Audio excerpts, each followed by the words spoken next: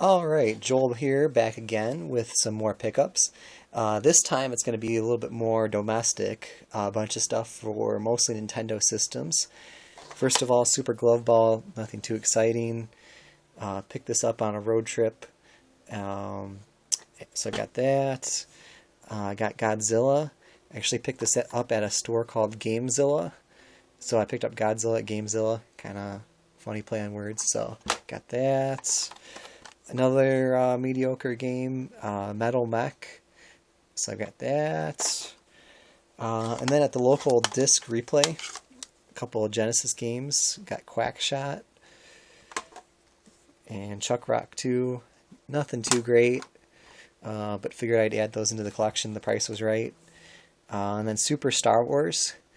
I meant to get the normal version, not the million seller, but maybe I'll upgrade later. But looking forward to playing this a little bit.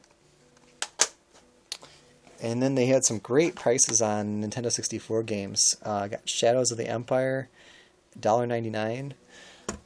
And then Cruisin' USA. I used to have this one back in the day. Fun game, really had a lot of good times with it.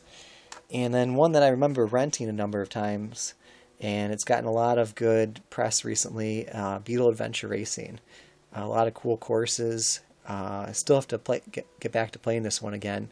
I hope to do that soon, but it's definitely a really fun game. And from a local game store, Ghostline for the NES, complete in box. I was really happy to find this. This is a little bit harder game to find. You don't usually see this game too often, and in this kind of shape too. I think I got for a great price too. It was like $25. Can't really beat that. Next, I've been watching a lot of Game Center CX recently, and he was playing this game, the Famicom version. I think it's something like the Drassel family or something, but crazy game, really complicated. I don't know if I'll ever beat this, but I thought it looked like a pretty cool game, and maybe someday I'll put some time into it. And then this is also a complete in-box copy in pretty good shape. I got this off of Amazon for a reasonable price. Sometimes you can watch Amazon and people will put box games or complete games for the price of loose ones. So keep your eyes out. You can get a lot of good deals sometimes. And then next, I made a big trade with one of my good friends from grade school back in the day. He had a whole bunch of NES games from doing a lot of garage sailing, and they're kind of just average titles, but they're games I needed to add to my collection.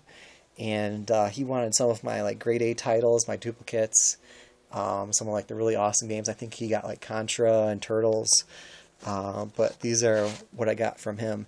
I gave him a whole bunch of stuff for all this. You'll see how much I got here. We got Narc,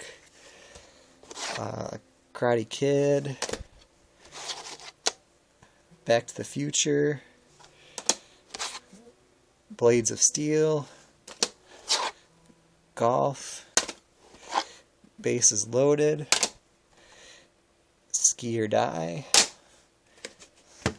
and the next stack, Adventures of Bayou Billy, Mickey's Safari in Letterland. Don't think I'll ever really play that. Wheel of Fortune, featuring Vanna White. I think this version's a little bit harder to find, but it's nice to add that. Bugs Bunny's Birthday Blowout, A Nightmare on Elm Street, Paperboy, and Bandai Golf. Then he also had a number of box games too. So it's pretty cool to get these. Some have the manual, some don't. And I'll save the best for last year. So first, got Little League Baseball, Shinjin the Ruler, High Speed. I'm a big pinball fan, so it's kind of cool to have High Speed.